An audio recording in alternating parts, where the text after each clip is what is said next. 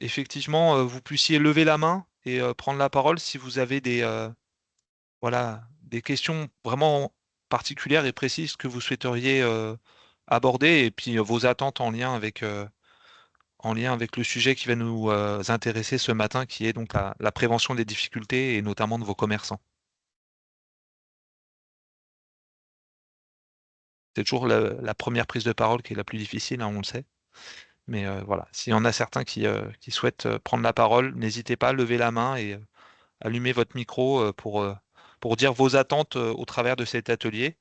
Et s'il n'y a pas d'attente particulière, Jean-François, je te laisserai prendre la main. Ouais, très En bien. affichant, moi je vais procéder à l'affichage du support.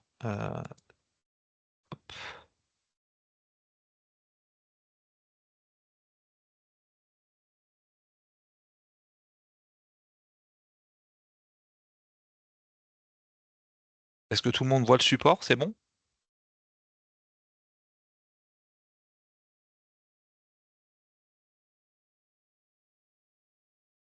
Vous voyez le support Ouais, ou pas? C'est bon? ouais, c'est bon. Ok, parfait. Bon, bah écoute, je te laisse Ouais, ça marche, ça marche, ça marche. débuter du coup. Ouais, du coup, je vais démarrer. Donc, l'objectif de l'échange, c'est de justement échanger, peut-être d'avoir vos retours aussi sur ce que vous pouvez identifier sur le terrain en ce moment. Est-ce que vous avez des échanges déjà sur ces sujets-là avec, euh, euh, avec les acteurs avec qui vous travaillez ou pas? Je pense que c'est toujours intéressant. Et puis, l'idée, c'est de vous donner des outils justement pour prévenir les difficultés de vos commerçants. Alors, les difficultés, elles sont larges, hein. On évoquera euh, principalement quand même la difficulté économique, qui est la conséquence souvent de la plupart des difficultés. Euh, Mais on va voir que finalement, le souci d'un commerçant, il est principalement lié à. Je suis pas présenté, donc je suis Jean-François Cotin. Je travaille avec Julien au CIP depuis euh, ouais, 2 ans et demi, non Ouais, c'est ça. sur plusieurs choses, sur faire connaître le CIP, donc, qui est le Centre d'intervention de prévention de Seine-et-Marne, et puis accompagner les entreprises en difficulté sur le traitement de ces difficultés. Après, je vais être un peu, je vais pas dire on est le croque-mort de l'entreprise, mais on intervient quand même dans la plupart des cas pour aider le dirigeant à prendre conscience de la réalité de ses difficultés et l'accompagner plutôt vers la sortie que vers l'entrée. Je pense qu'il faut être assez objectif sur la mission.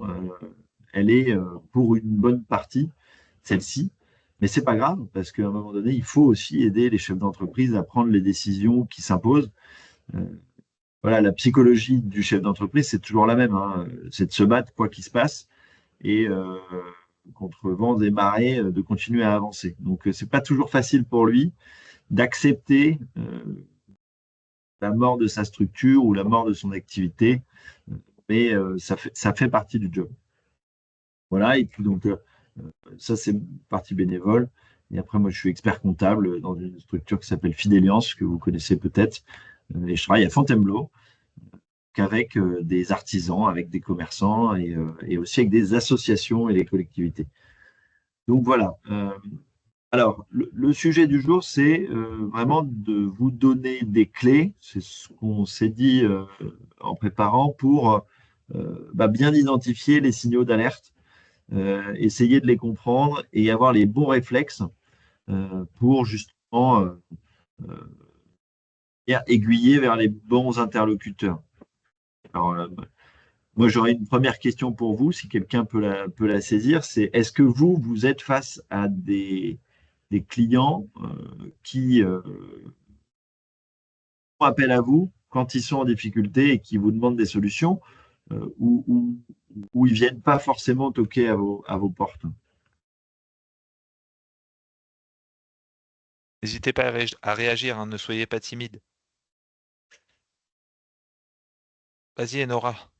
Alors, bonjour. Bonjour. Oui, en ce qui me concerne, Ville de Moissy-Cramayel, j'ai été sollicitée par plusieurs commerçants à des niveaux, on va dire, différents de difficulté.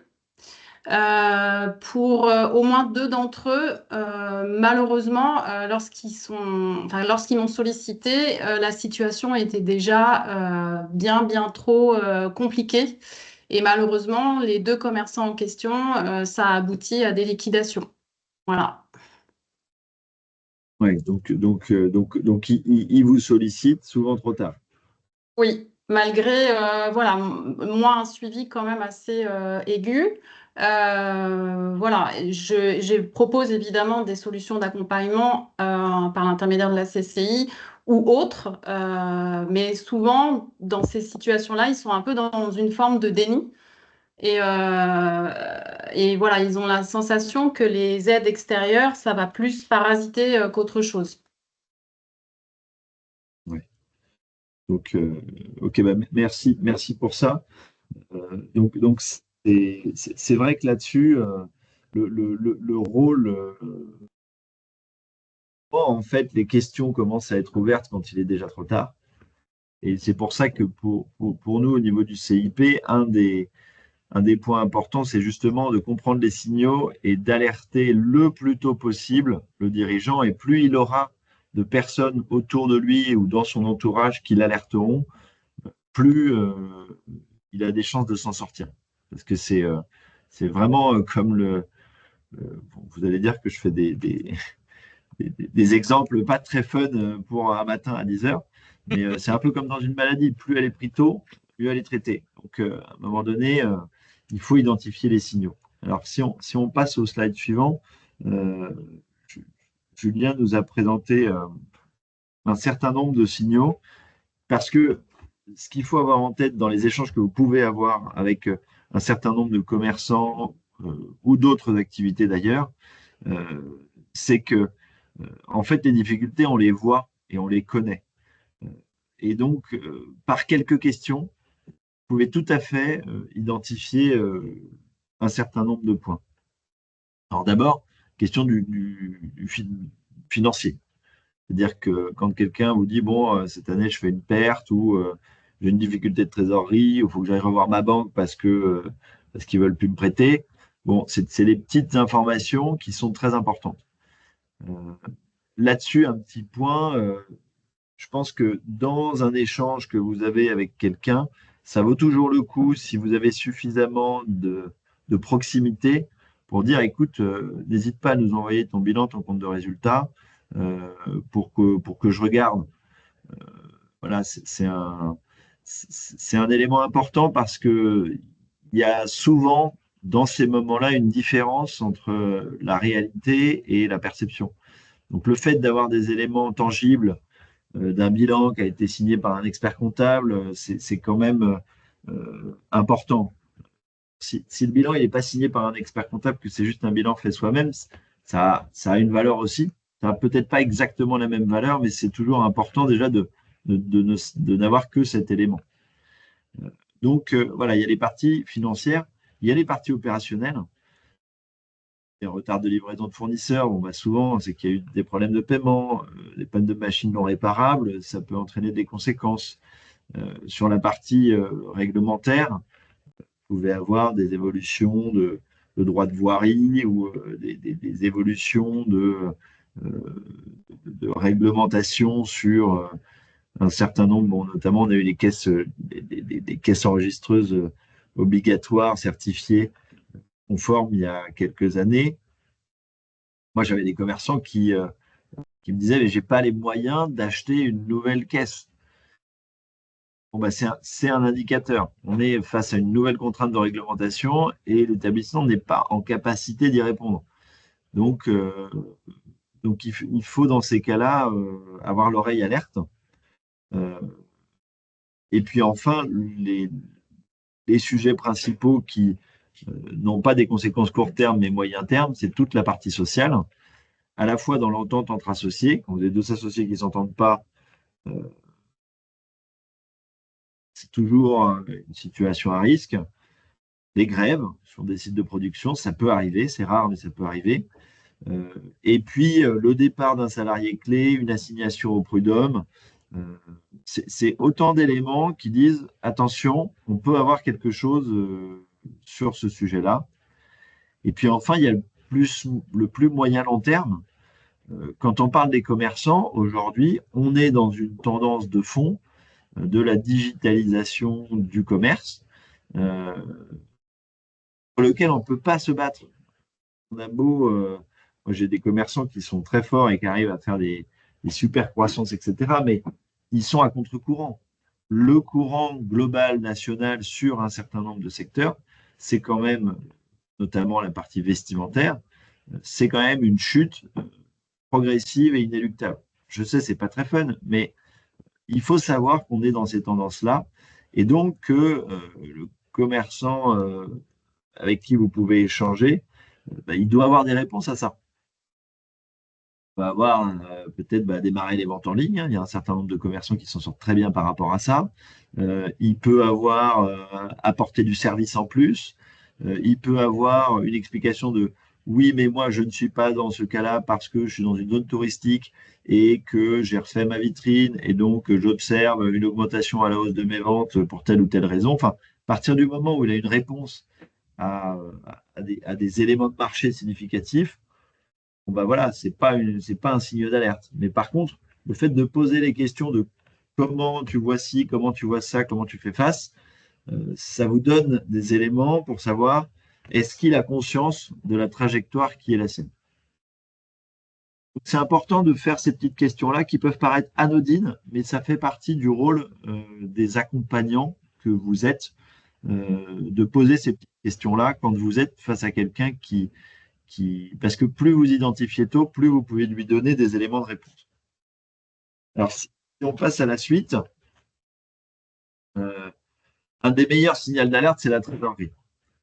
Donc, là, je redis ce que j'ai dit tout à l'heure. Quand vous avez une discussion sur des éléments financiers, si la personne est à même, ou si vous souhaitez provoquer cette discussion, systématiquement demander un bilan, un compte de résultat, c'est important parce que les petits tableaux Excel ne sont pas forcément la réalité comptable. Et donc, ça a une forme d'importance. Maintenant, un état de trésorerie et le niveau de trésorerie, c'est clairement une question essentielle. Moi, je demande souvent à mes clients, alors que je suis expert comptable et que je suis avec eux et que j'ai leur bilan, quand on est dans une phase un petit peu tendue, donc là, par exemple, on arrête les bilans du 31 décembre 2024 pour la plupart des entités jusqu'à fin avril. En avril, on peut toujours demander au fait la trésorerie, comment ça va? Petite question bête, mais si la réponse c'est en ce moment, c'était dur pour les salaires, j'ai dû attendre un règlement client, ou alors il faut que je discute avec ma banque, le prêt est compliqué. Enfin, vous pouvez avoir un élément de réponse qui tout de suite va vous alerter. Idéalement, après le bilan, le compte de résultat, c'est le plan de trésorerie. C'est ce qu'il y a de plus efficace et de plus pratique pour suivre justement le risque de tomber en état de cessation des paiements. Et on pourra revenir sur la définition de ce que c'est que ce point de cessation de paiement qui est un point clé dans le droit des entreprises en difficulté. Mais clairement, l'état de trésorerie, s'il en a un, c'est quelque chose d'important. Ayez aussi en tête de poser la question de l'accompagnement. On en reparlera juste un peu après, mais de savoir qui le suit et comment il est accompagné. Pareil, c'est un indicateur. C'est-à-dire que quelqu'un dont l'expert comptable est au courant ou qui a déjà rencontré la CCI ou qui a un prêt initiative ou un prêt entreprendre ou une autre structure d'accompagnement autour de lui, c'est déjà mieux que rien. Et puis, c'est un bon moyen pour vous de rebondir en disant est-ce que tu es allé les voir? Pour justement s'assurer que ces éléments-là ont été analysés si vous n'êtes pas forcément en droit ou en capacité de les analyser.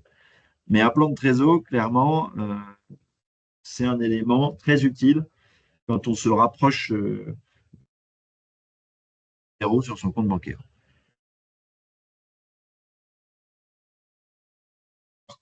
Quand on regarde le chiffre d'affaires, c'est la même chose.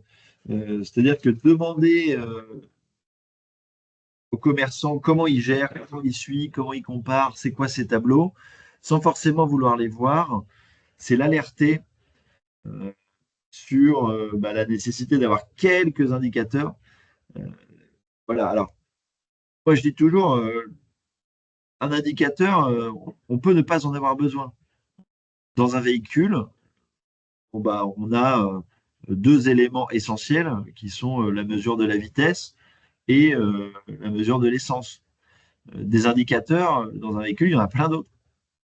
Mais à partir du moment où déjà on sait qu'on a de l'essence et on sait qu'on roule à la bonne vitesse, on arrive à avancer.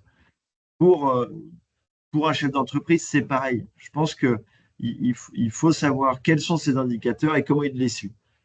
S'il vous répond, je ne sais pas trop, une fois par an, mon comptable me dit ce que j'ai fait, voilà, c'est quand même une zone de risque. Et de lui dire, bah, écoute, même si, parce qu'on a aussi un certain nombre de commerçants qui sont en complète autonomie sur leur gestion administrative, et ils ont totalement le droit, mais le fait de savoir comment ils gèrent, est-ce qu'ils ont un suivi du chiffre d'affaires au mois le mois, et voir justement leur vision de quels indicateurs ils utilisent, c'est un élément qui vous permet de savoir la maturité en fait de connaissances économiques et de savoir s'il y a un signal d'alerte et s'il le suit, quoi. Donc, euh, donc voilà sur ça, notamment, on a vu dans la restauration là, qui a été une période difficile, qui a connu une période difficile sur la fin 2024 et avec le printemps qui tardait un peu, le début 2025, ça a été des mois compliqués. Bon, bah, quand vous avez fin juillet, fin septembre, un restaurateur qui vous dit ça commence à être compliqué, vous pouvez, alors ça dépend des zones, mais globalement, vous pouvez lui dire bah, c'est peut-être le moment de faire un vrai plan de trésorerie parce que l'hiver arrive, c'est le moment où ils consomment leur trésor. Donc, c'est des éléments où vous pouvez facilement, avec des petits commentaires, solutionner des problèmes en amont ou en tout cas leur permettre de les identifier suffisamment tôt. Plus vous prenez le sujet tôt, plus vous avez de chances que la structure s'en sorte. Après, sur les solutions, mais vous n'êtes pas sans savoir qu'un certain nombre d'acteurs territoriaux, la région, le département, l'initiative, parfois les banques, enfin, les URSSAF, l'administration fiscale, des outils, il y en a pour pallier à un problème ponctuel. Mais ce n'est pas au moment où on a le problème, si c'est au moment où on a le problème qu'il faut trouver l'outil en même temps, eh ben c'est raté, parce que c'est trop tard. Donc, donc l'important là, c'est de vous aider, de les aider à justement identifier en amont. Un autre point qu'on rencontre souvent, c'est la question de la rentabilité, notamment sur des nouvelles prestations, des nouveaux produits. Je pense qu'il faut être assez vigilant sur ça. Quand le commerçant ou le chef d'entreprise, il est dans sa ligne et qu'il a l'habitude de faire son business, il peut être rassuré.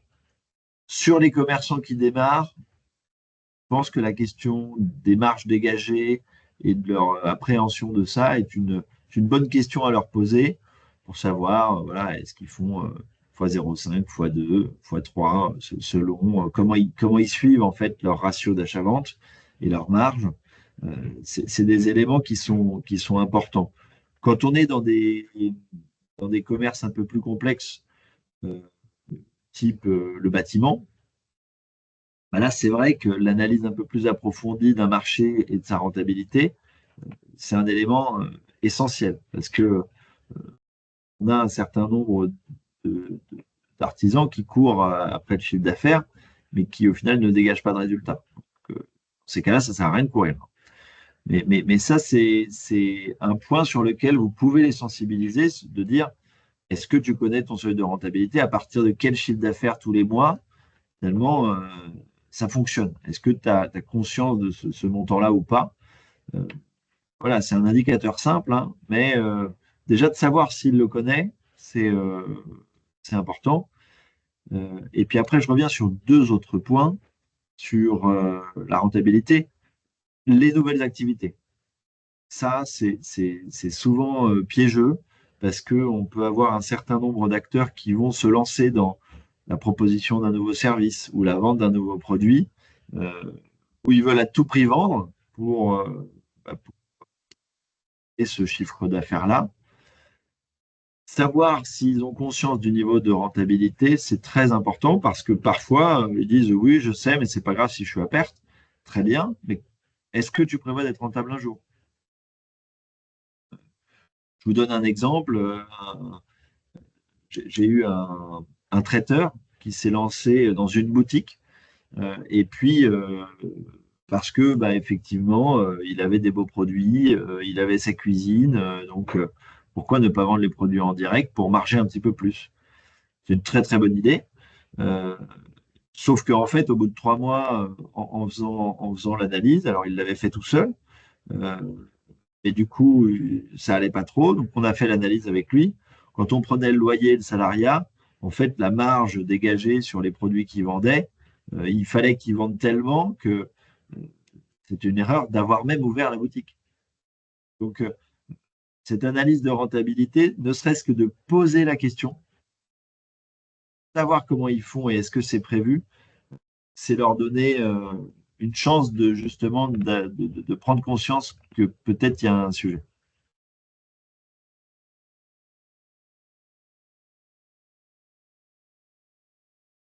Et donc, euh, sur les, sur les sujets des commerçants, vous avez on vous a mis ici plein de petites questions qui, lors d'un échange informel, peuvent vous permettre d'identifier les problématiques. La question de l'accompagnement comptable, bon, alors je suis expert comptable, donc je ne vais pas vous dire le contraire, mais la question de comment vous êtes accompagné est importante. Parce que ça vous donne quand même, c'est quand même, il y a un certain nombre de commerçants qui font eux-mêmes, mais c'est assez rare. La plupart sont accompagnés par des tiers externes, une grande partie par des experts comptables, une petite partie par des comptables un peu obscurs. Donc là, bah, c'est une zone de vigilance quand même. Il y a une autre partie qui, euh, qui va être du secrétariat administratif externalisé, qui va leur gérer toute leur paperasse, etc. Là, pareil, c'est une zone de vigilance. Non pas que vous n'ayez pas de gens très compétents là-dedans, hein. La vigilance, elle est sur deux points. Elle est, bah, un expert comptable, il a un ordre, il est régulé, donc il est contrôlé, donc il a un niveau de qualité standard, en fait, obligatoire. Ce que n'a pas une, un secrétariat administratif externalisé ou une comptable qui donne un coup de main, mais qui n'est pas inscrite à l'ordre. Donc ça, c'est le premier point. Puis le deuxième point, quand même, la comptabilité reste encore aujourd'hui matière obligatoire pour déclarer ses impôts, sauf si on est auto-entrepreneur, où à ce moment-là, on n'a pas de charge, donc il n'y a pas d'obligation. Et il n'est pas permis, enfin, c'est illégal de faire de la comptabilité sans avoir le contrôle de l'ordre des experts comptables. Donc, le risque pour vos clients quand vous êtes dans ce cas-là, il peut paraître anodin, mais le risque, c'est qu'en fait, il va donner toute son information et ses obligations légales en délégation à quelqu'un qui, lui, n'a aucune obligation, puisqu'il n'est pas dans le droit. Donc, on a parfois des comptables qui disparaissent du jour au lendemain. Bah, dans ces cas-là, le commerçant, il n'a que ses yeux pour pleurer. Et bon, on est un peu dans la période de la fraude, donc je le mentionne quand même, petite vigilance sur ça. J'ai eu le cas, là, il y a 4 mois, d'un commerçant qui est venu me voir avec un gentil appui comptable qui l'avait aidé, qui était quelqu'un de sûrement très bien, euh, qui lui a réglé toutes ses URSSAF. En fait, le horrible de l'URSSAF n'était pas l'URSSAF, était un autre, qui était un compte en fait du comptable. Et donc, en fait, il a payé pendant 2 ans tous ses URSSAF qu'il ne reverra jamais. Donc voilà, ça arrive. Rarement, heureusement, mais ça arrive. Donc ces éléments-là, c'est une vigilance. Quand vous avez un accompagnement, il faut bien savoir lequel il est, parce que vous, ça vous permet aussi de rebondir et de déléguer si les questions se complexifient trop. Et puis, ça permet aussi de s'assurer est-ce qu'il est bien accompagné ou pas. Je vais poser la question de l'arbitrage des comptes courants. Ça, c'est un point important. C'est-à-dire que comment il gère les paiements courants? Est-ce qu'il y a une difficulté? Euh, voilà, alors la diminution du salaire et du revenu, c'est un point qui est toujours difficile. Parce que surtout sur les commerçants, vous êtes sur des populations qui sont des gros travailleurs horaires, très engagés, et qui, il y a quand même des variables très fortes de la rémunération. Vous pouvez toucher à un point sensible. Mais je pense que d'avoir la discussion de dire est-ce que tu es en capacité de baisser ta rémunération pendant la période de difficulté? Si la réponse est non, bah, c'est une zone d'alerte. Excuse-moi, j'interviens juste là, Jean-François, pour dire que moi, j'ai été amené à rencontrer un certain nombre de commerçants pour les accompagner dans leurs difficultés dans le cadre de mon activité pour le compte de la CCI. Et parfois, je vais raconter juste une anecdote où vous avez, alors, bien sûr, je ne donnerai ni le nom du commerce, ni le nom de la personne que j'ai pu accompagner, mais quand une personne vous dit ça fait 7 ans qu'elle a ouvert son commerce et qu'en 7 ans, elle s'est versé 3 mois de salaire, à un moment donné, notre rôle et notre fonction, c'est aussi de dire à la personne en question, à un moment donné, monsieur ou madame, il est nécessaire de prendre conscience de la non-rentabilité de votre activité professionnelle et de la nécessité d'arrêter l'activité dès lors que vous n'arrivez pas à en tirer un profit quelconque, que ce soit au travers d'une rémunération ou d'un dividende. Parce qu'il faut leur rappeler quand même que quand ils créent une activité commerciale, l'objectif final, c'est d'en tirer un profit, quel qu'il soit. Donc, c'est pas, sinon, on fait une activité dans le volet associatif, pour lesquels, qui peuvent être aussi tout aussi importants, bien naturellement, mais l'objectif, quand même, c'est d'en tirer un profit. Et cette personne-là, en gros, m'expliquait de façon très concrète qu'elle fonctionnait, enfin, le ménage en question fonctionnait sur la base du revenu tiré par son compagnon. Donc voilà, donc à un moment donné aussi, on a un rôle de lanceur d'alerte, de prise de conscience du commerçant, de se dire que il est souhaitable et mieux pour la personne d'envisager un arrêt de l'activité plutôt qu'une poursuite, alors même que l'activité en tant que telle n'est pas viable économiquement parlant. Et plus vous irez dans ces sujets-là, je pense que votre rôle, comme le nôtre, c'est de questionner, ensuite d'écouter les réponses et d'aiguiller. Et le dernier rôle, c'est de démystifier. Je pense que tous les acteurs qui vous seront présentés à la fin dans les outils, nous, notre rôle, c'est de démystifier en disant, c'est pas grave, on n'est pas à l'hôpital, il n'y a pas mort d'homme. Si l'activité, elle doit s'arrêter, elle s'arrêtera. Et c'est pas grave. C'est comme ça fait partie du jeu. Quand on lance un commerce, ça peut entraîner, ça peut marcher, ça peut ne pas marcher. Et si ça marche pas, l'important, c'est pas toujours de s'accrocher, c'est plutôt de prendre les bonnes décisions au bon moment. Et le rôle d'un chef d'entreprise et d'un bon chef d'entreprise, c'est de prendre les décisions qui s'imposent. C'est pas toujours de s'accrocher coûte que coûte. Et donc, le côté démystifié, simplifié, c'est un point qui est essentiel. Donc, donc voilà, on vous enverra le support. Vous avez ici un certain nombre d'éléments qui sont des indices qui peuvent vous alerter. Je reviens sur un indice qui est vraiment le plus important, et même vous, dans le cadre de vos discussions avec des partenaires, quand vous avez un doute, ou voilà, je vous invite à le faire, c'est les déclarations sociales et de TVA. Aujourd'hui, une attestation de régularité fiscale et sociale, c'est demandé quand même très souvent. C'est très simple. Euh, c'est très simple d'avoir cette régularisation sociale et fiscale. Ça permet de savoir où en est l'entreprise, avec qui vous travaillez. Donc, c'est un point important. Et à partir du moment où vous avez un commerçant qui dit j'ai eu du mal à payer mes salaires ou mes charges sociales, donc je les ai décalés, ou j'ai eu du mal à payer ma TVA, donc j'ai pas mis le bon montant, bon, bah là vous êtes exactement dans un niveau d'alerte élevé. Sur ça, alors je voyais une question d'Enora. Oui, petite remarque d'Enora qui se pose la question de sa légitimité à demander les bilans comptables ou autres documents en lien avec le suivi financier et économique du commerce. Bah, c'est tout là l'intérêt pour nous que vous soyez lanceur d'alerte et relais auprès des structures d'accompagnement euh, à la prévention et au traitement des difficultés des entreprises. Effectivement, peut-être que le commerçant, du fait de votre positionnement au sein de la collectivité, aura du mal à vous fournir ce type de documents.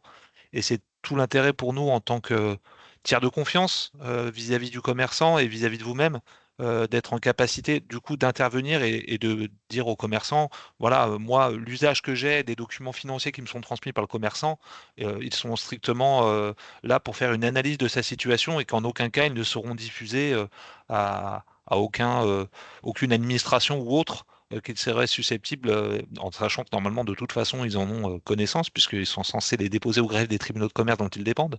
Donc voilà. Mais je peux comprendre effectivement cette problématique que vous pourriez avoir Oui, à demander ce type de document. et c'est une bonne remarque. Je pense qu'il faut être à l'aise dans les rôles. Alors, je vous connais pas tous les uns les autres, j'en connais certains, mais euh, le rôle que vous avez, c'est d'accompagner l'économique. Vous êtes en droit de dire, écoutez, moi, je suis pas là pour vous embêter, j'ai aucune obligation réglementaire qui m'impose. Moi, je suis juste là pour vous aider, c'est mon job d'une certaine manière. Et donc, en posant ces questions, c'est juste pour vous aider. Maintenant, vous faites comme vous voulez. La liberté, effectivement, voilà. Mais quand vous demandez à quelqu'un, il dit, ah, bah, je suis en retard sur mon administratif. Très bien, bon. Est-ce que tu as c'est-à-dire, tu as arrêté tes comptes l'année dernière ou pas encore? Ah, bah non, parce que je n'ai pas payé mon comptable. Ah, d'accord. Et pourquoi tu n'as pas payé ton comptable? Bah, parce qu'en ce moment, la trésorerie, c'est compliqué. D'accord. Bon, et tu as déposé tes comptes au greffe? Ah, bah non, ça fait 2 ans que je ne les dépose pas parce que j'ai pas le temps. Bon, bah voilà, c'est autant d'indicateurs qui, derrière, vous permettent de rebondir en disant, tu sais, s'il y a des difficultés, il y a des dispositifs, tu peux aller voir un certain nombre d'acteurs qui pourront t'aider. Et nous, notre intérêt, à Julien et moi, de vous sensibiliser à ça, c'est que bah, vous êtes les tours de contrôle dans les territoires. Donc, vous pouvez aiguiller au bon moment auprès de l'expert comptable, auprès de la CCI, de la chambre de métier, des tribunaux de commerce, du CIP. Euh, mais, mais, mais votre rôle, au-delà de votre obligation légale, c'est surtout de pouvoir être un petit outil à un moment qui bah, permet dans le dispositif finalement d'aiguiller vers des bonnes solutions. Alors des solutions, il y en a, notamment l'autodiagnostic comment va ma boîte. Alors je te laisse en parler, Julien. Oui, aucun problème pour en parler. Donc là, c'est tout l'intérêt. Vous le verrez, il y a une différence avec l'accompagnement qu'aujourd'hui dispense la CCI de Seine-et-Marne à l'attention des entreprises rencontrant des difficultés sur l'ensemble du département. Là, c'est un diagnostic qui a pour intérêt d'être totalement piloté et géré en direct par le dirigeant en tant que tel. C'est-à-dire qu'il va se connecter à une plateforme, en l'occurrence via le lien qui est indiqué en bas de la slide, comment va ma boîte à .cci-paris-edf.fr. Et ça va lui permettre, au travers de quelques questions simples, sur 4 champs en lien avec l'exploitation de son activité, de savoir si assez rapidement si son entreprise aujourd'hui présente des signaux qui laisseraient à penser que son entreprise est en difficulté. Donc les 4 champs bah, reprennent un peu ce qu'a évoqué Jean-François juste avant, c'est-à-dire il y a tout le volet effectivement administratif et comptable, il y a tout le volet bien sûr financier, le volet commercial et numérique, et le volet relation client-fournisseur. Donc, au travers des réponses qu'il aura formulées, au travers de cet autodiagnostic, il va recevoir de façon instantanée une restitution graphique qui va mettre en avant les forces et les faiblesses de son entreprise. Et ça lui permettra d'avoir bah, une base de discussion justement avec les partenaires de l'accompagnement à la prévention des difficultés, que peuvent être bien sûr bon, les chambres consulaires, bien sûr son expert comptable, sa banque ou son avocat.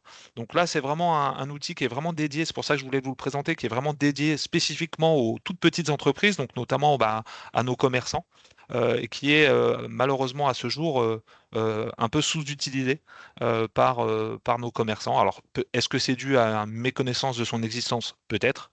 Il y a aussi l'intérêt pour moi, c'est que du coup, là, c'est le commerçant qui va faire cet autodiagnostic en direct et seul, parce que il y a aussi une problématique parfois qu'on peut rencontrer, c'est que on a un certain nombre de dirigeants qui ont du mal comme l'a dit Jean-François, à reconnaître, que l'entreprise aujourd'hui rencontre des difficultés. Donc là, c'est lui-même, le commerçant, le dirigeant d'entreprise qui va être en capacité, au travers des réponses qu'il va formuler à l'autodiagnostic, d'avoir un état de situation de son établissement. En sachant que moi, je fais le même travail. Mais comme l'a dit Jean-François, en questionnant le commerçant, en rencontrant le commerçant et en lui demandant un certain nombre d'éléments, notamment comptables, mais aussi au travers de l'échange humain, on va dire, que je vais avoir avec lui à l'occasion du rendez-vous. Parce que c'est vrai que dans l'accompagnement à la prévention et le traitement des difficultés, il y a beaucoup d'humains. Parce que généralement, quand une entreprise rencontre des difficultés, ça a une incidence bien naturellement sur l'activité en propre et sur le dirigeant lui-même, mais souvent aussi sur sa vie personnelle. Donc parfois, vous avez des dirigeants d'entreprise qui font dans l'arme, hein. Moi, j'en ai eu, hein, qui font dans l'arme devant vous parce que ils ont conscience que la situation de leur établissement va avoir des conséquences ou a d'ores et déjà des conséquences sur leur vie personnelle, quant à leur relation avec leur entourage, leur famille, leurs proches, etc. Donc voilà. Donc l'intérêt de cet autodiagnostic, c'est aussi voilà que bien sûr, il est totalement gratuit et totalement confidentiel, et c'est que le commerçant là peut le faire de lui-même sans avoir parce que certains ne veulent pas, hein, ils veulent pas du tout. Moi, j'ai des cas où les personnes ne veulent pas bénéficier de l'accompagnement. Ils disent non, c'est bon, je vais me débrouiller tout seul. Donc là, c'est aussi de se dire, bah, ok, tu veux te débrouiller tout seul. Donc moi, ce que je te propose, c'est d'utiliser cet outil pour que tu aies toi-même l'image de ta société à un instant T. Voilà. Donc effectivement, après avoir abordé les différents signaux d'alerte et les moyens d'identification de ces signaux d'alerte, on va parler un peu des outils de la prévention des difficultés, et on va commencer en tout premier lieu par les questions des outils bancaires.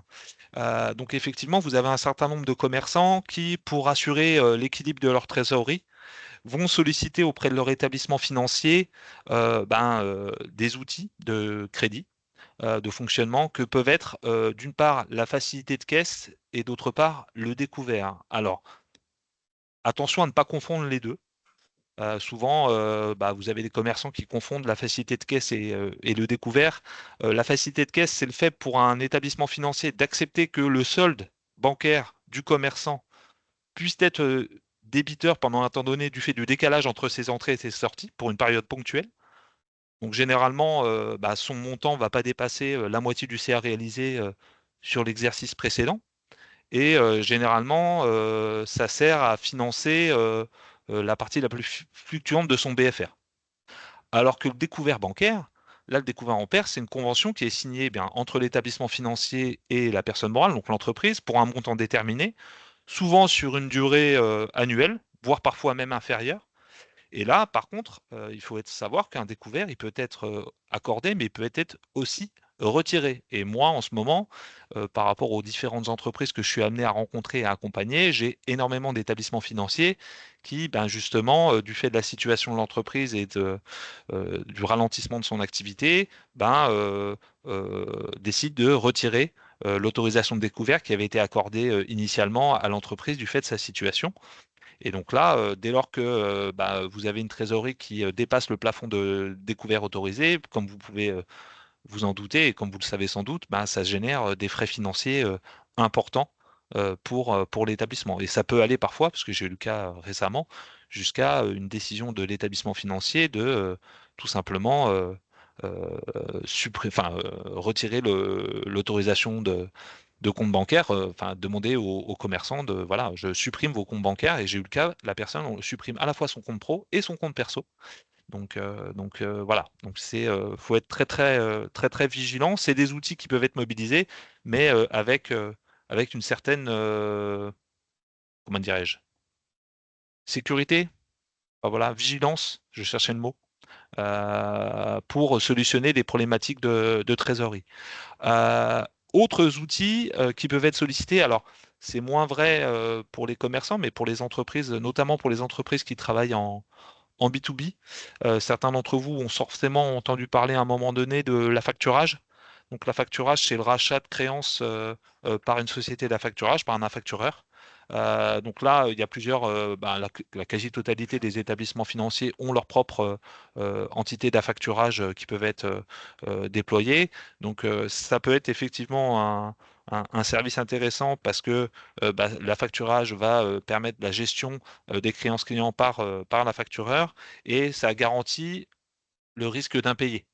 Mais le problématique que peut rencontrer l'affacturage, c'est son coût.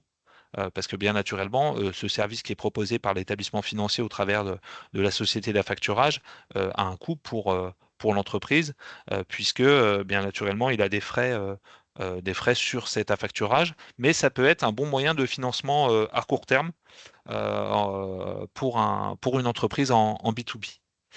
Autre solution bancaire en lien avec le B2B, c'est l'escompte. Je ne sais pas si ça parle à certains d'entre vous. Donc l'escompte, c'est là encore une avance de trésorerie sur les créances. Donc là, c'est plutôt sur les trades, sur les lettres de change relevées, sur les billets à ordre, les billets à ordre, pardon, dématérialisés que vous détenez sur vos clients avec un délai de paiement de 45 à 60 jours. Donc là aussi, il y a certaines entreprises qui ont recours à ce type d'outils financiers pour solutionner les problématiques de trésorerie qui peuvent être amenées à rencontrer à court terme. Et le dernier que je voulais évoquer, mais très rapidement, c'est la cession daily. Donc là, c'est lorsqu'on adresse à son établissement financier un bordereau qui mentionne un certain nombre de créances que vous détenez et que vous allez donc céder à l'établissement financier en contrepartie du versement du montant des créances cédées. Après, bien sûr, sous déduction d'une rémunération pour l'établissement financier. Voilà. Donc ça, c'est plutôt les outils bancaires que l'on peut solliciter à court terme lorsqu'on constate des difficultés de trésorerie. Bien naturellement, il faut être aussi vigilant sur tout ce qui est financement, parce que ça aussi, moi, je le rencontre de façon quasi quotidienne dans le cadre de l'accompagnement des entreprises en difficulté que je suis amené à réaliser, c'est la problématique du cautionnement des financements que vous allez obtenir auprès de votre établissement bancaire, et notamment la caution solidaire que vous allez signer quant à l'obtention d'un prêt bancaire. Moi, j'ai la quasi-totalité des personnes euh, parce que les établissements bancaires, bien naturellement, demandent des garanties pour l'obtention du financement, et la garantie passe souvent, alors ça peut passer par le nantissement ou l'hypothèque, mais ça passe encore plus généralement par la caution solidaire de la personne physique mandataire sociale de la personne morale créée pour l'exploitation de l'activité commerciale ou la reprise de l'activité commerciale. Et là, la problématique, c'est que j'ai l'impression que les commerçants prennent un peu à la légère ce type de cautionnement, alors que c'est un acte grave, mais qui comporte assez peu de formalisme. Parce qu'en fait, c'est quand vous allez dans l'établissement bancaire, on vous demande de remplir un document manuscrit où vous portez caution solidaire, et ils n'ont pas forcément conscience de l'incidence que ça pourrait avoir pour le dirigeant, notamment si l'entreprise rencontre des difficultés et qu'elle est dans l'obligation d'ouvrir une procédure collective. Parce que bien naturellement, si l'entreprise part en liquidation judiciaire, ben, le fait d'être caution solidaire, la banque, elle va pas s'asseoir sur le montant restant dû du capital, enfin du montant du prêt octroyé et emprunté à l'établissement bancaire. Donc voilà, donc faut être assez vigilant et rappeler aux commerçants que toute l'incidence que pourrait avoir en cas de difficulté le fait d'accorder une caution solidaire à l'établissement financier pour l'obtention d'un financement. Enfin, tu m'arrêtes si je me trompe, Jean-François, mais je pense que tu dois en avoir aussi un certain nombre qui rencontrent des difficultés et qui, du coup, se retrouvent dans des difficultés encore plus grandes si l'entreprise, malheureusement, est dans l'obligation d'ouvrir une procédure collective de liquidation judiciaire. Ah oui. Ah oui.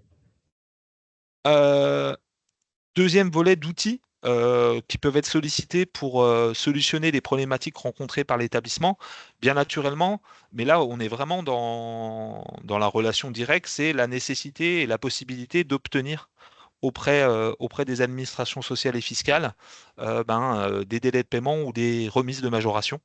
Donc là, il faut rappeler au commerçant qu'il a totalement la liberté et la possibilité de solliciter son SIE ou l'URSSAF pour obtenir un étalement en cas de difficulté de règlement de ses obligations fiscales et sociales, dès lors qu'il a respecté ses obligations déclaratives, hein, bien naturellement.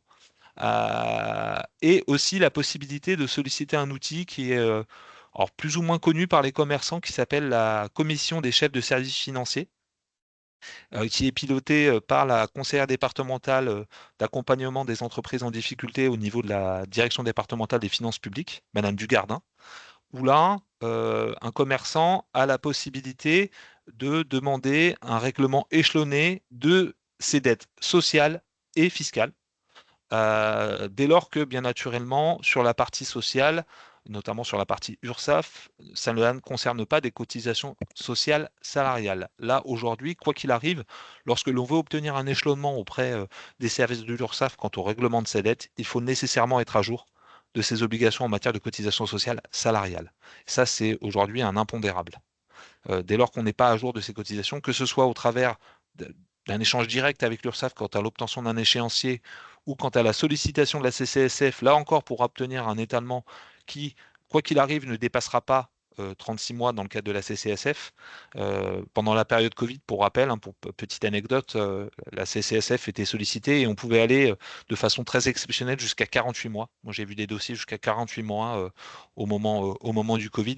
Aujourd'hui, globalement, le délai maximum que vous allez pouvoir obtenir, enfin qu'un commerçant ou un entrepreneur va pouvoir obtenir aujourd'hui, c'est 36 mois.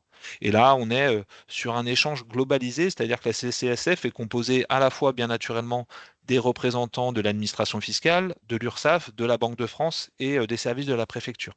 L'objectif, c'est de solutionner, et dans la mesure du possible, de trouver un plan qui permettra à l'entreprise de se restructurer et de perdurer, hein. C'est ça l'objectif, hein, de la CCSF, hein, très clairement.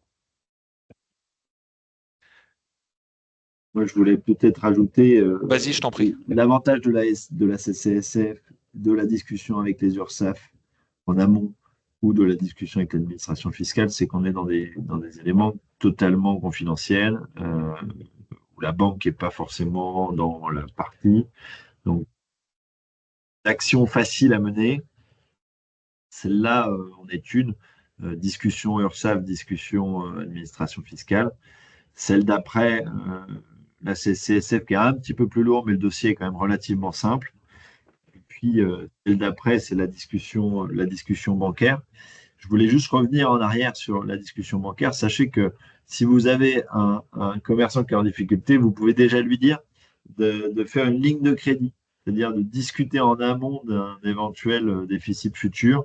C'est payant ou pas, d'ailleurs, ça dépend, mais ça permet de dire s'il sait que dans 3-4 mois, ça va être compliqué, il a une ligne de crédit et plutôt que de faire un découvert, il aura juste à l'activer sans acceptation de la banque puisqu'il aura payé pour ce droit. Donc, voilà. Merci Jean-François. Autre volet en lien, là encore, avec la prévention et le traitement des difficultés, c'est la question de l'assurance de la gestion du personnel. Toujours sur la possibilité de solliciter un dispositif qui a été fortement utilisé durant le Covid, qui est le dispositif d'activité partielle. Donc je rappelle que bien naturellement, pour pouvoir solliciter ce dispositif, il faut respecter les motifs prévus par la loi, et notamment des questions tenant à la conjoncture économique, les difficultés d'approvisionnement, un sinistre ou une intempérie de caractère exceptionnel. Je sais par exemple que un certain nombre de commerçants ont sollicité l'activité partielle sur le Nord Seine-et-Marne au moment de la période des inondations survenues à l'automne dernier. Là, pour rappel, l'objectif, c'est de permettre à l'entreprise de bénéficier d'une indemnité au travers du versement du salaire versé par l'État. Alors, bien naturellement, le versement de l'allocation à l'employeur a bien été réduite par rapport au dispositif qui s'appliquait durant la période Covid. Et là encore, il a la possibilité de faire une estimation du montant du reste à charge pour l'entreprise en cas de recours à l'activité partielle en utilisant un simulateur qui est développé et mis en place sur le site de l'URSSAF. Donc là aussi, il ne faut pas hésiter à lui dire que là-dessus, il a cette possibilité-là, mais qu'il faut respecter l'ensemble des démarches et notamment le fait de déposer un dossier auprès de la DRIETS.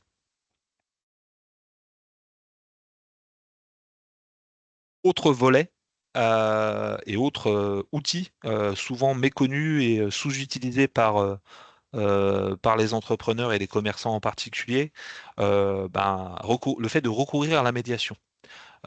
Aujourd'hui, lorsque un commerçant rencontre des difficultés, lorsqu'il a, je vais vous donner un exemple, une dénonciation de découvert, une dénonciation d'une ligne de crédit, un reflux de rééchelonnement de dette. Et notamment, c'est le cas notamment pour tous ceux qui ont obtenu un prêt garanti par l'État de moins de 50 000 euros durant la période Covid. Aujourd'hui, ils ont la possibilité de solliciter et de recourir à la médiation du crédit, qui est un service totalement confidentiel et totalement gratuit, et qui a pour objectif pour le commerçant d'obtenir, enfin que la médiation de crédit va rentrer en contact avec l'établissement financier du commerçant en question pour négocier, si cela est possible, sur un rééchelonnement du PGE, par exemple, sur une durée plus longue, ou sur toute autre problématique en lien avec avec son établissement financier. En lien, je vous dis, avec un refus de cautionnement, ça peut être aussi une réduction de garantie par un assureur crédit. Donc, faut pas hésiter à lui dire que sur ce volet-là, là aussi, il y a des interlocuteurs pertinents au niveau de la Banque de France pour que ce dernier puisse trouver des solutions pour les problématiques de financement ou en tout cas euh, de, de rééchelonnement de l'ensemble de ces crédits par l'intermédiaire de l'intervention de la médiation. Deuxième médiation possible, là c'est plutôt dans les relations que votre commerçant pourrait avoir avec un fournisseur par exemple ou avec euh, aussi l'administration sur les problématiques. Là c'est le médiateur des entreprises. Donc là, lui, il est chargé de gérer les motifs de saisine qui peuvent être invoqués par le commerçant. C'est tout ce qui est en lien avec la conclusion d'un contrat ou avec l'exécution d'un contrat. Notamment lorsqu'on a des difficultés à se faire payer et notamment à faire respecter les délais de paiement prévus, légaux notamment, eh bien on a la possibilité, au-delà bien sûr de saisir, de faire des mises en demeure par acte de commissaire de justice ou de solliciter des sociétés de recouvrement, on a effectivement la possibilité de solliciter la médiation du crédit la médiation des entreprises, pardon, pour qu'une solution amiable soit trouvée entre le fournisseur et le commerçant. Et dernier acteur de la médiation que je voulais évoquer, qui à mon sens aussi est méconnu de la part de nos commerçants, c'est la commission départementale de conciliation des baux commerciaux, parce que le bail commercial, enfin, souvent si je discute avec les commerçants, Jean-François, je vais te le dire, les deux interlocuteurs que le commerçant arrête de payer en premier lorsqu'il commence à rencontrer des difficultés, c'est son propriétaire, généralement, son bailleur. Et le second, malheureusement, c'est le comptable. Bah, Souvent, hein. c'est les des plus grosses lignes de charge. Donc, On est finalement, d'accord. c'est une bonne réaction. Voilà. Euh, et c'est un point important parce que du coup, le bailleur, en fait, il a quand même beaucoup de droits Oui. et le comptable, il a moins de droits, mais sans chiffres, c'est quand même plus compliqué le quotidien. Bah, c'est-à-dire que c'est ce que je leur explique, c'est que notamment si l'entreprise est dans l'obligation du fait de sa situation financière d'envisager l'ouverture d'une procédure collective, il en aura besoin de son comptable à ce moment-là, de façon très claire. Donc bon. En tout cas, pour ce qui est de la commission départementale de conciliation des baux commerciaux, elle a pour objectif de traiter en amont d'une procédure judiciaire les litiges qui pourraient opposer un commerçant sur la fixation du loyer au moment du renouvellement du bail, mais également sur la répartition des charges et travaux, mais également sur tout ce qui est révision du loyer en cours de bail. Parce que c'est vrai que aujourd'hui, parfois, on a à mes yeux, en tout cas, je ne sais pas si vous avez partagé cette analyse sur vos territoires respectifs, mais une dissonance importante entre le montant du loyer et la réalité économique du local commercial qui est proposé aux commerçants. Des fois, des loyers qui sont totalement démesurés par rapport à, à l'environnement économique et à la qualité du local qui va être proposé par le bailleur. Donc bon, après, c'est la loi de l'offre et de la demande, hein. C'est-à-dire que le commerçant, il est signé le bail, il est engagé. C'est là aussi tout l'intérêt de rappeler aux commerçants que quand on signe un bail commercial, c'est très engageant et que nécessairement, avant de signer quoi que ce soit, il est important d'être en capacité d'avoir une vision sur les incidences que pourrait avoir telle ou telle chose quant à l'exploitation de son activité professionnelle. Moi, je vois aussi beaucoup de problématiques de non-respect de la procédure réglementaire en matière de renouvellement du bail commercial. Il y en a qui oublient beaucoup que, il faut en faire la demande, hein. La demande de renouvellement, elle peut être à l'initiative du bailleur, mais également du locataire commerçant. Donc, c'est bien penser à lui dire qu'au bout de 9 ans, s'il souhaite obtenir le renouvellement de son bail commercial, il doit le notifier par lettre recommandée avec accusé réception à son bailleur 6 mois avant la date anniversaire pour obtenir le renouvellement. Voilà. Donc, mais en tout cas, voilà, sachez que cette commission, son objectif, c'est vraiment de trouver une solution amiable lorsqu'un commerçant commence à rencontrer des difficultés avec son propriétaire.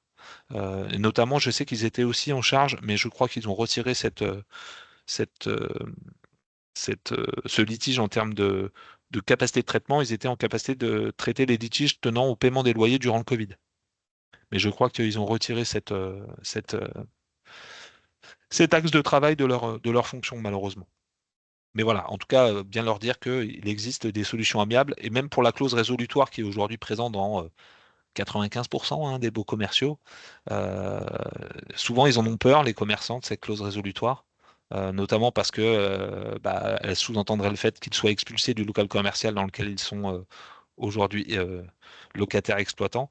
Leur démystifier, quand tu parlais de démystification, généralement, quand ils sont assignés au tribunal judiciaire, qui est le tribunal compétent, qui est le juge des loyers, la première décision de justice qui est rendue, sauf cas extrême, c'est la mise en place d'un échéancier par acte judiciaire à respecter par le commerçant pour le paiement des loyers. Souvent, hein, c'est pas automatique, mais c'est souvent ça.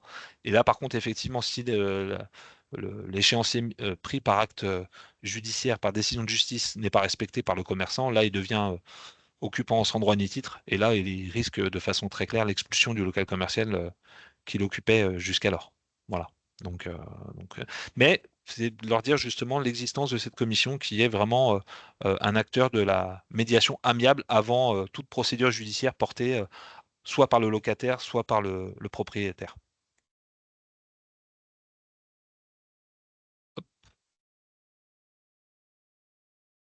Dernier volet, là aussi, beaucoup de commerçants méconnaissent l'existence de ce qu'on appelle les procédures amiables, les procédures de prévention des difficultés qui sont mobilisables auprès du tribunal de commerce dont ils dépendent et qui ont pour but de traiter les difficultés le plus en amont possible. Comme l'a dit Jean-François tout au long de son intervention, plus les difficultés elles vont être traitées en amont, plus l'entreprise aura des chances de se restructurer et de se redresser. Donc l'objectif de la procédure amiable, il est vraiment là, parce qu'elles ne peuvent être sollicitées, ces procédures amiables, que dans la mesure où l'entreprise n'est pas en état de cessation des paiements, pour ce qui est du mandat ad hoc, ou lorsque l'entreprise est en état de cessation des paiements depuis moins de 45 jours pour ce qui est de la conciliation. On va dire que le mandat ad hoc, c'est plutôt pour des difficultés on va dire, mesurée ou faible. La conciliation, on est sur des difficultés un petit peu plus lourdes. Voilà. Et l'intérêt de ces procédures de prévention, c'est que elles sont totalement confidentielles. C'est-à-dire que l'ensemble de l'écosystème de l'entreprise, contrairement aux procédures collectives qui sont publiées au BODAC et apparaissent sur le cabis de la société, celles-ci ne sont pas publiques. C'est-à-dire qu'elles resteront euh, euh, euh, affiliés aux personnes en lien direct avec les difficultés que rencontre l'entreprise. D'accord? Et autre intérêt notable, c'est le fait qu'aujourd'hui, lorsqu'une entreprise rencontre des difficultés et qu'elle souhaite solliciter l'ouverture d'une procédure amiable, donc déjà c'est à la demande du dirigeant, hein, c'est le dirigeant qui fait la demande d'ouverture d'une procédure amiable de prévention des difficultés auprès du greffe du tribunal de commerce dont il dépend, et il a la possibilité de choisir, on va dire, le cabinet, le mandataire ou le conciliateur qui va l'accompagner dans la réalisation de la procédure de prévention amiable. Donc c'est tout l'intérêt aussi de ce type de procédure. Et dernière chose, c'est la possibilité de faire financer, parce que bien naturellement, ces procédures de prévention des difficultés ont un coût, puisque il y a bien sûr des coûts de greffe auprès du tribunal de commerce dont vous dépendez, mais il y a aussi des frais tenant à l'expert comptable du commerçant en question et du mandataire judiciaire ou du conciliateur qui aura été nommé par décision du tribunal. Et aujourd'hui, il existe une aide régionale qui permet de faire prendre en charge partiellement le coût de la procédure amiable. Jusqu'à présent, effectivement, cette aide, ce chèque prévention des difficultés qui est octroyé et accordé par la région, il était plafonné à 5 000 euros et la région a annoncé, pas plus tard que hier, que ce chèque de prévention était monté à 10 000 euros pour les entreprises franciliennes, donc avec pour objectif, là encore, de renforcer l'ouverture de ce type de procédure amont, amiable, par les entreprises rencontrant des difficultés.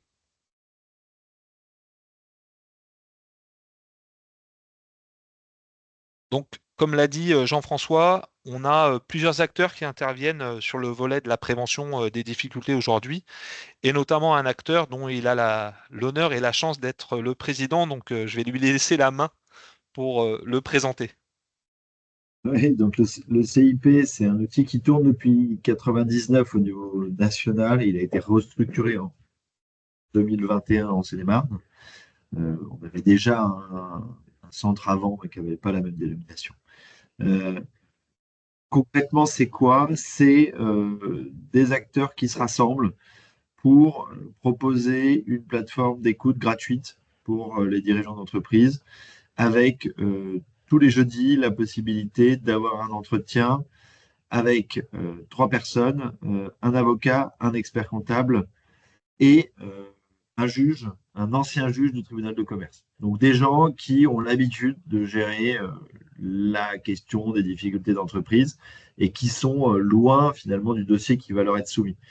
Donc quand vous voyez quelqu'un en difficulté, là voilà, vous avez un outil pour leur dire, écoute, si tu as envie d'un rendez-vous de conseil d'1 heure gratuit qui n'engage à rien, où tu envoies tes docs et on te donnera une analyse de quoi faire, comment faire, et il y a le CIP. C'est pas très compliqué, c'est à Meaux ou à Melun, ça peut être aussi en distanciel. Il prend rendez-vous sur le site et il a une réponse à ses questions. L'objectif du CIP, c'est de bien coordonner tous les acteurs et de proposer toutes les solutions possibles. Donc les acteurs, ça peut être les experts comptables, ça peut être les avocats, ça peut être tout simplement le tribunal de commerce, ça peut être la CCI, ça peut être la chambre de métier, ça peut être le MEDEF, ça peut être les structures d'aide comme France Active, Initiative, Réseau Entreprendre. Donc il y a tout un tas d'acteurs et l'avantage qu'il y a, je trouve, à passer par le CIP, c'est que nous, on les connaît, on est capable de les solliciter. Et puis, finalement, si l'expert comptable ou le comptable du client ne fait pas le job, là, il y a quand même un outil qui va permettre de répondre et d'aiguiller gratuitement.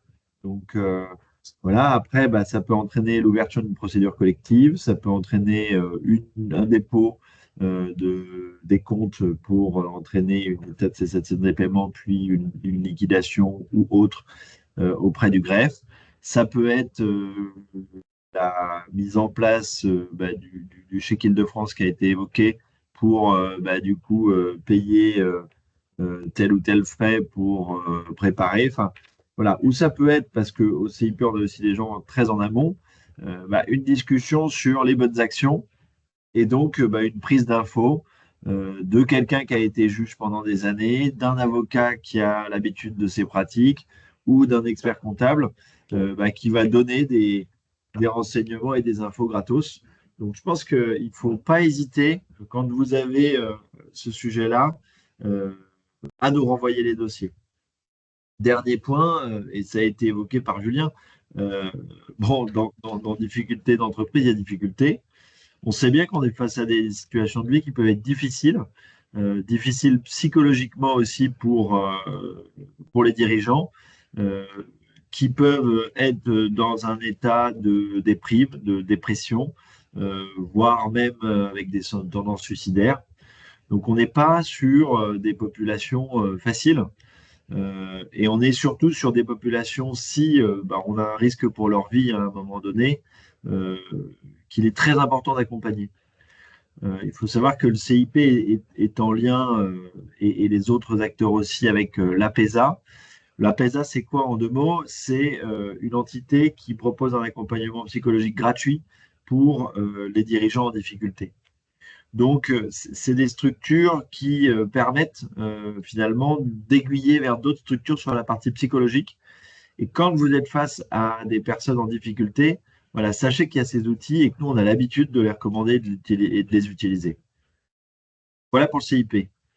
Je vois qu'il est 11h15, j'ai essayé de faire vite. Oui, merci Jean-François. Je vais finaliser notre intervention parce qu'effectivement, on se rapproche de la fin de notre atelier.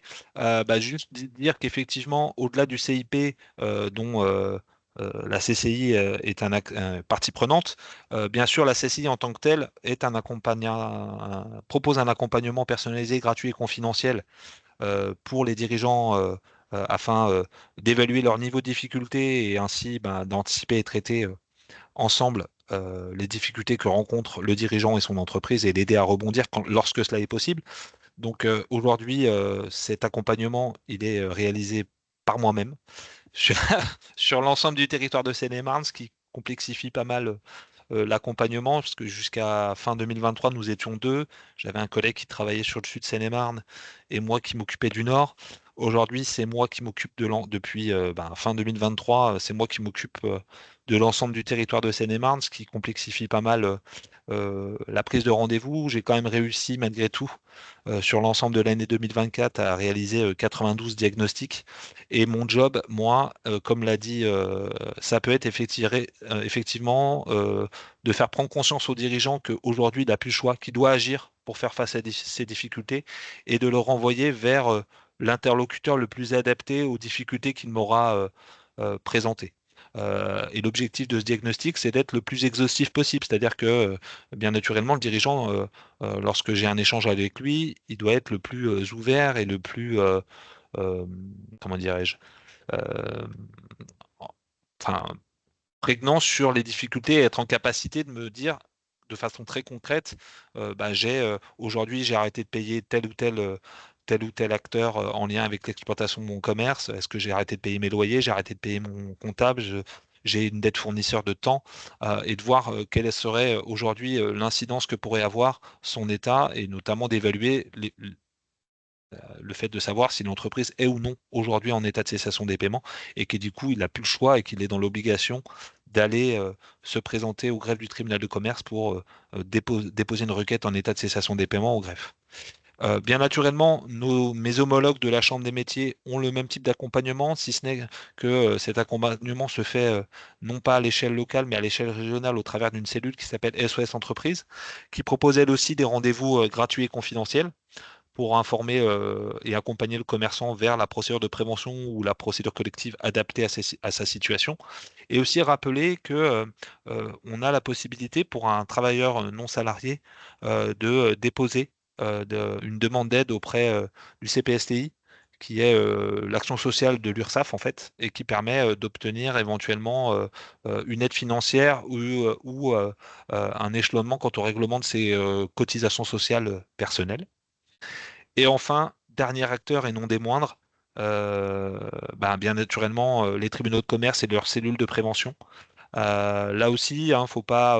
Moi, ça m'arrive de faire du renvoi vers la cellule de prévention des difficultés euh, lorsque j'ai un échange, suite à un échange avec un commerçant, parce que à la fois pour démystifier ce qu'est le tribunal de commerce, parce que beaucoup de dirigeants méconnaissent le fait que les juges des tribunaux de commerce, ce sont des chefs d'entreprise comme eux, qui ont pour seule différence d'avoir été élus juges consulaires.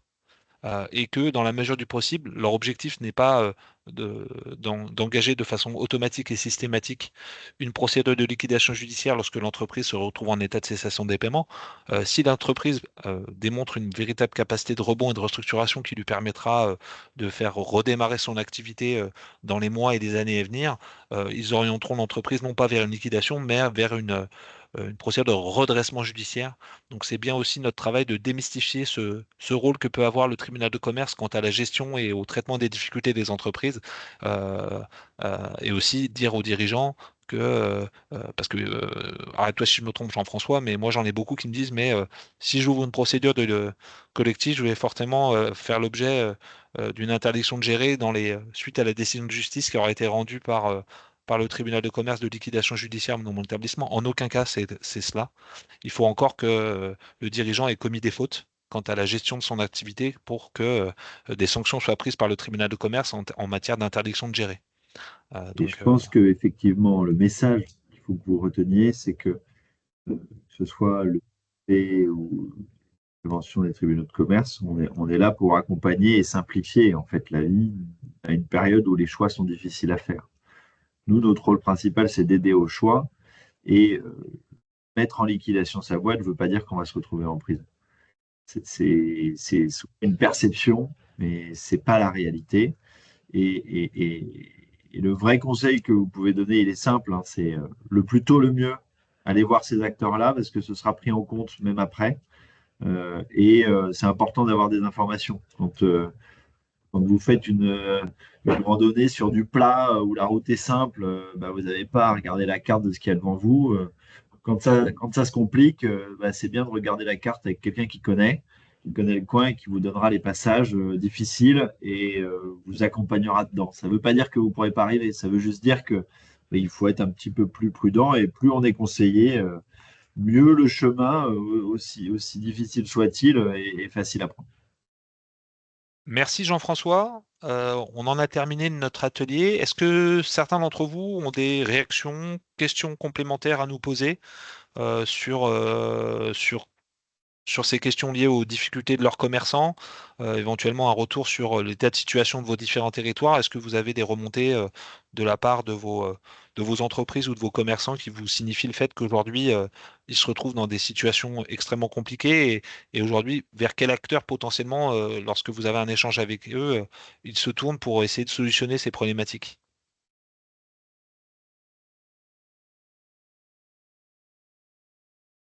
Pas de réaction? On vous a peut-être endormi. Oui, aussi, c'est possible, hein.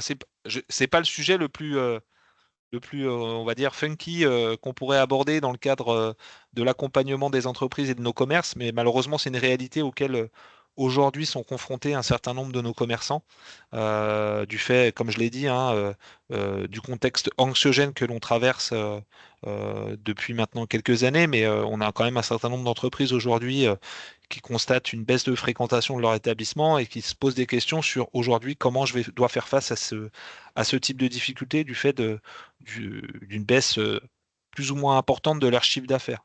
Voilà, donc c'est parfois aussi de dire aux commerçants, bah, peut-être que c'est mieux de prendre des décisions avant d'avoir traversé le mur. Une fois qu'on a traversé le mur, moi c'est la problématique que j'ai et vous l'avez peut-être aussi vous aussi sur vos territoires, et Jean-François en parlait tout à l'heure, c'est-à-dire que les gens, enfin les commerçants ou entrepreneurs qui viennent vers moi, souvent, hein, la problématique que j'ai, c'est qu'ils viennent vers moi trop tard. C'est-à-dire que j'ai pas d'autre solution à leur proposer que de leur dire, bah, aujourd'hui, monsieur ou madame, vous avez plus le choix, il va falloir aller très rapidement au greffe du tribunal de commerce pour ouvrir une procédure collective. Et après, vous serez reçu en audience au tribunal pour que la procédure collective adaptée à votre situation soit ouverte de façon très claire. Et c'est là où on a un gros job à avoir en termes de, on dit que, enfin moi, tout à l'heure Jean-François parlait du fait que on était sentinelle pour la société APESA. On doit être aussi sentinelle pour nos commerçants et de être en capacité de leur dire, bah voilà, quelles sont les difficultés et lui faire parler et lui dire bah, les signaux d'alerte, les signaux faibles, les signaux forts qui font qu'aujourd'hui il doit réagir au regard de la situation de son établissement. Parce que, effectivement, et c'est vrai, il y en a beaucoup qui se basent exclusivement en termes de suivi, de gestion de leur entreprise sur, et c'est important qu'ils en aient un, mais sur les documents comptables qui sont produits par leur expert comptable. Sauf que je rappelle que c'est une photo à un instant T de l'état de situation et qu'il y a des décisions qui doivent être prises avant même la production de ce type de document, parfois parce que c'est en lien avec un signal d'alerte qui est arrivé immédiatement. Je sais pas moi, mésentente entre associés. Moi, j'ai eu un cas il y a pas très longtemps. L'associé ne donne plus de signe de vie à son collègue avec lequel il a créé l'entreprise.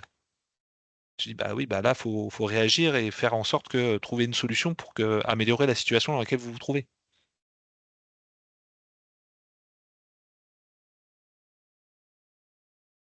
Bah si, ah, s'il y a pas de, la plupart des commerçants attendent beaucoup. Alors nous, est-ce que quand on voit des commerçants dans vos zones qui ont des difficultés, est-ce que c'est un intérêt de vous les recommander? Est-ce que vous avez des supports d'aide ou de prêt? À ma connaissance, non. Il n'y a pas de prêt potentiel. Après, ce qui se passe, vous m'arrêtez si je me trompe, hein, vous pouvez bien sûr réagir à ce que je vais dire, mais notamment si la collectivité est propriétaire de locaux commerciaux, elle va peut-être apporter une aide indirecte en mettant un échelonnement du règlement des loyers, ce que ne fera pas forcément un bailleur privé. Quoique, ça arrive, hein, heureusement d'ailleurs. Mais c'est plus sous cette forme-là. Il n'y a pas d'aide directe de toute façon. Euh, et c'est vrai que la problématique euh, que peut avoir un commerçant, c'est, et notamment aujourd'hui, moi ce que je vois, c'est souvent des problématiques de trésor. Et l'absence de notamment de plan de trésorerie et d'état de situation de la trésorerie à un instant T, et de se dire quelles sont les solutions pour faire face. Aujourd'hui, il me demande comment je vais faire pour obtenir un prêt pour refinancer ma trésor. Mais peut-être que le prêt, c'est peut-être pas forcément la meilleure des solutions pour solutionner les difficultés. C'est plutôt peut-être négocier avec vos différents créanciers des échelonnements pour alléger le poids de vos charges d'exploitation sur votre établissement, tout simplement. Mais bon, parce que refinancer par du crédit, enfin moi, je le vois au travers des PGE, hein. Le PGE, bon, dans la majorité, il a été remboursé, c'est bien. Mais moi, ceux que je vois, c'est des tout petits PGE qui n'ont pas été remboursés et qui pèsent de façon importante sur la trésorerie de l'entreprise du fait du poids des mensualités de remboursement. Donc aujourd'hui, il y a des solutions qui peuvent exister. Je ne l'ai pas dit, mais il y a bien sûr, je l'ai dit pour la médiation du crédit, mais on peut tout autant envisager une procédure amiable de prévention des difficultés de mandat ad hoc pour obtenir un rééchelonnement de son prêt, hein. Et notamment son PGE, c'est tout à fait possible aussi. À la différence que là, pour le coup, ce sera une procédure payante, contrairement à la médiation du crédit.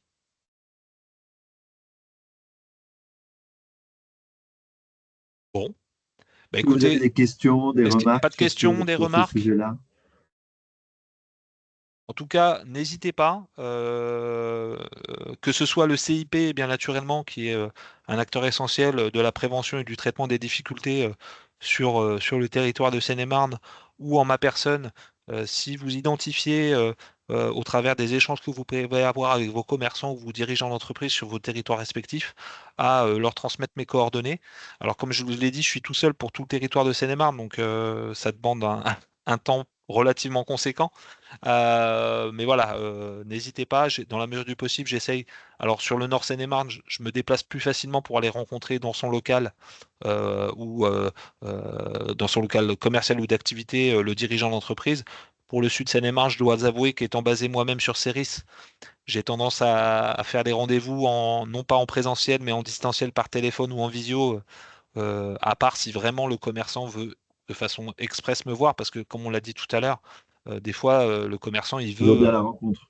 Et après, voilà, au niveau du il aime CIP, bien bah, il aime bien que je puisse voir l'état de situation de son commerce d'un point de vue matériel et physique, au-delà de la question des problématiques qu'il peut être amené à rencontrer dans l'exploitation au quotidien de son entreprise. Donc voilà. Mais voilà, n'hésitez pas à leur transmettre mes coordonnées et bien naturellement, moi en tant que membre du CIP, j'hésite pas à encourager et à procéder à des renvois vers cette instance qui permet d'avoir vraiment cette vision en trinôme de l'état de situation d'une entreprise et des solutions qui peuvent être mobilisables pour faire face à ces difficultés. Je vous souhaite à toutes et à tous, quoi qu'il en soit, le support vous sera adressé on va dire plutôt en début de semaine prochaine, parce que je pense pas que je vais avoir le temps de vous l'envoyer dès aujourd'hui ou même demain. Du fait de mon agenda. Mais bien naturellement, est-ce que je peux me mettre tes coordonnées, Jean-François, dans le oui, bien document? sûr. Ok, donc bah, je te remercie. Et puis bah écoutez, je vous souhaite à toutes et à tous une très belle journée et puis à votre disposition. Bonne journée à tous. Bonne journée à toutes et à tous. Au revoir.